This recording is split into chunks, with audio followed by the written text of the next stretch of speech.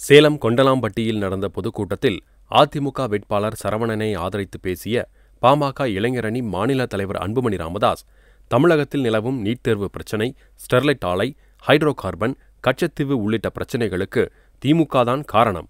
ஆனால் இப்போது இந்த திட்டங்களை ரத்து செய்வதாக மேடைக்கு மேடை ஸ்டாலின் பொய்பேசி வருகிறார் என்றார். வன்னியர் சொத்துக்களை பாமக அபகரித்ததாக கூறும் ஸ்டாலின், அதை நிரூபிக்க முடியுமா? முடியாவிட்டால் திமுக தலைவர் பதவியில் இருந்து விலக தயாரா என்றும் கேள்வி எழுப்பினார். நீட் தேர்வை கொண்டு வந்து ஸ்டாலின் அதை எழுத்து போராடிட்டு இருக்காரு. டெல்டா காவிரி டெல்டா போய் ஹைட்ரோ கார்பன் திட்டத்தை கையெழுத்து போடுறது ஸ்டாலின். இன்னைக்கு அதை எழுத்து அவர் போராடிட்டு இருக்கிறாரு. கச்சத்தீவை தகராறு கொடுத்ததே திமுக. இன்னைக்கு கச்சத்தீவை நாங்கள் மீட்டெடுப்போம் நாடகம் ஆடிட்டு இருக்காரு.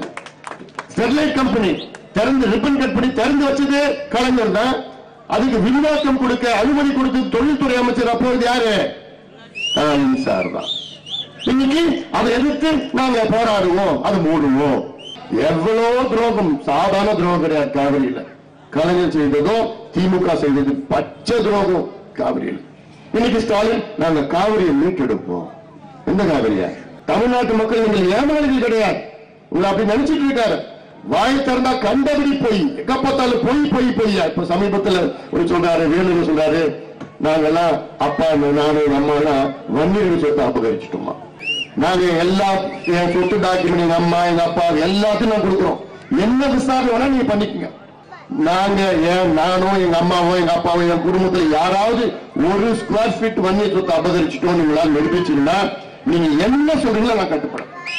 என்ன விஷயங்களும் நான் கட்டுப்படும்.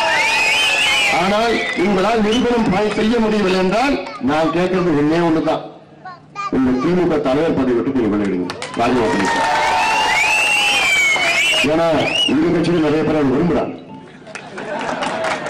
மதுரையில் ஒருத்தர் காத்துட்டு இருக்கார், தயாரா காத்துட்டு இருக்கார். நல்ல என் ரத்தத்தின் ரத்தமான உடன்பிறப்புகள், என் உயிரினும் மேலான அன்பு உடன்பிறப்புகளே, செய்வீர்களா? நீங்கள் செய்வீர்களா? அத்தனை கட்சி கூவி கூவி அழைச்சு இன்னைக்கு கூட்டணி சேர்த்திட்டு இருக்காங்க. युद्ध செய்ய மாட்டேன்னு போயிட்டேன்னு சொன்னவனே கோவலைன்னு சொல்லுவாங்க. आप में से किसी ने कहा था कि Rafale CEO has said people of Tamil Nadu are remarkable. தேர்தல் திருவிழா 2019 6 பக்க எக்ஸ்க்ளூசிவ் தேர்தல் செய்திகள். தினமலர் நாளிதழில் தினமும் சில செய்திகள், சில படங்கள், சில தகவல்கள். தினமலர் நாளிதழில் மட்டுமே. தினமலர், உண்மையின் உரைக்கல்.